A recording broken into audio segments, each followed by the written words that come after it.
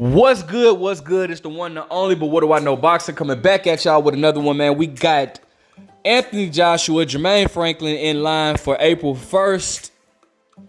Man. You know what? This is not a bad fight, man. A lot of people are trying to, like, I see people hating on Anthony Joshua for this fight, bro. But, listen, I'm not mad at this fight, bro. Listen, when a fighter comes off of a loss, in Anthony Joshua's situation, he came off of a back-to-back loss, bro. He's owed a tune-up fight, bro. Like, I don't see anything wrong with that at all. I think this is a good fight, and I think it makes for a good fight or whatnot. So I'm not mad at Anthony Joshua at all for taking this fight. But you know how I do it, man. I do the research. You just sit back and relax. Stay tuned. All right, y'all know this is my favorite source to go to. Shout out to boxingscene.com. It says Anthony Joshua, Jermaine Franklin finalized for April 1st at the O2 Arena in London. Jermaine Franklin has secured another opportunity to try to ruin Dillian Whyte's plans. BoxingScene.com has confirmed that Franklin and former heavyweight champion Anthony Joshua have agreed to terms for an April 1st bout at O2 Arena in London. The Daily Mail, a London tabloid, first reported that the Joshua Franklin fight is set. Franklin, who nearly upset Whyte November 26, became the front runner for Joshua's return to the ring in recent weeks. Australians Desmond McKean, 22-0 with 14 knockouts, and Sweden Otto Wallin, that's a good fighter, were among the potential opponents who previously received consideration. Joshua and Whyte are expected to fight later this year. If Joshua defeats Franklin and Whyte beats an opponent to be determined in his next appearance. I heard Whyte is supposed to be they're trying to get Whyte and Otto B. Wallin to fight. That dude Otto Wallin can fight, bro. That's a good matchup. I'll be interested in that. But Franklin, the 33-year-old Joshua is favored in a 12-round bout, but Franklin's performance against Whyte legitimized him as a heavyweight contender. The 29-year-old Franklin, who now has the record of 21-1 with 14 knockouts of Saginaw, Michigan, pushed Whyte in their 12-rounder, which was Whyte's first action since WBC champion Tyson Fury stopped him in the 6th round of their title fight last April 23rd at a sold-out Wembley Stadium in London. Whyte won by the same score, 116-112 on two scorecards at the OVO Arena in Wembley.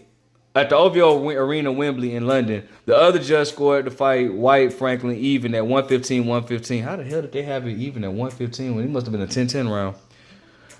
London's Whyte wasn't interested in a rematch, but Franklin landed an even bigger fight based on how he looked with Whyte. Joshua of Watford, England, will fight, if I'm pronouncing that wrong to my UK fans, please forgive me, will fight for the first time since he lost his bid to regain the IBF, IBO, WBA, and WBO championships from Alexander Usyk. The unbeaten Ukraine southpaw topped Joshua by split decision in a 12-round rematch in August 20th in Saudi Arabia. Joshua beat Usyk on one of the scorecards 115-113, but Usyk won 116-112 and 115-113 on the other two cards to retain his titles at the Superdome in Saudi Arabia. The 35-year-old Usyk has outpointed Joshua, whose previous loss came against Andy Ruiz in a back-to-back bouts. Then, an underdog Usyk won his 4 titles by outboxing Joshua and winning 12-round unanimous decision in September 2021 at the stadium in London, at Hotspur Stadium in London. So that was their first fight.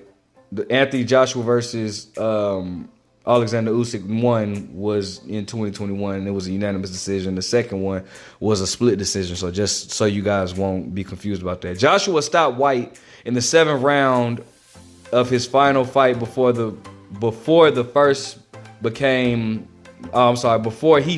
heavyweight champion. Whyte has sought out to avenge the technical knockout defeat to Joshua in December of 2015. Eddie Hearn, Joshua's promoter, has repeatedly discussed scheduling Joshua Whyte rematch for this summer. So, I mean, again, bro, this is a good fight, bro. Did y'all know that Anthony Joshua got like 4 names, bro? His name is like Anthony Oluwamafimi Losini, Joshua, or whatnot. But anyways, man, Joshua's been in there with some very good guys, bro. Obviously, you know, he beat Kubat Pulev or whatever.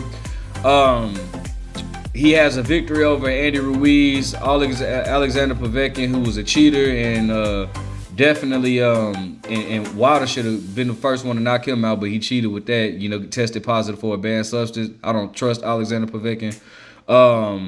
Joseph Parker, Vladimir Klitschko, which was a great fight. Dominic Brazil, you know, Charles Martin, that's when he became the IBF champion, and even Dillian Whyte back in the day, in 2015, as you guys heard me talk about earlier. Listen, I think this, I like it. You know, Anthony Joshua's had one hell of a career. He's an Olympic gold medalist. And I definitely feel like, you know, he definitely needs a comeback fight. Now, with him fighting Dillian Whyte, I'm not going to speak too much on Jermaine Franklin. I've seen him fight once outside of him fighting Dillian Whyte. A lot of people thought Dillian Whyte really came up short in that fight. I'm not even going to sit here and lie and act like I watched the fight when I didn't, but I did hear a lot of people say that Jermaine Franklin should have really won that fight. It is what it is, man.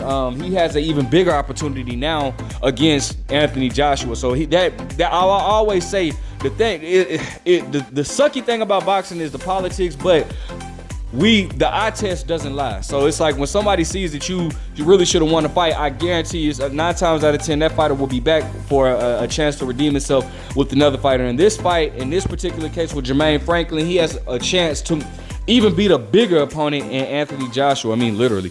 But in Anthony Joshua.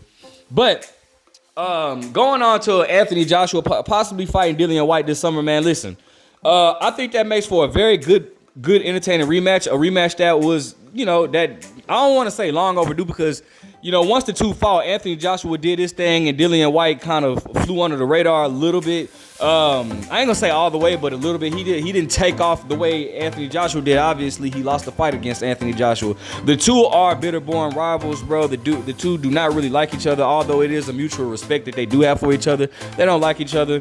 Dillian Whyte stunned AJ in the fight. The first fight was absolutely amazing. I'm not even gonna lie, but I don't really want to make this too much about the rematch. But I do want to say that that's a rematch to look forward to should AJ get past Jermaine Franklin. Now, Jermaine Franklin is no pushover at all. All right, he's no pushover at all. Obviously, he gave Dillian Whyte a hell of a fight or whatnot. So Anthony Joshua has to take this fight serious. Should Anthony Joshua not be able to get past Jermaine Franklin, you already know what the narrative is.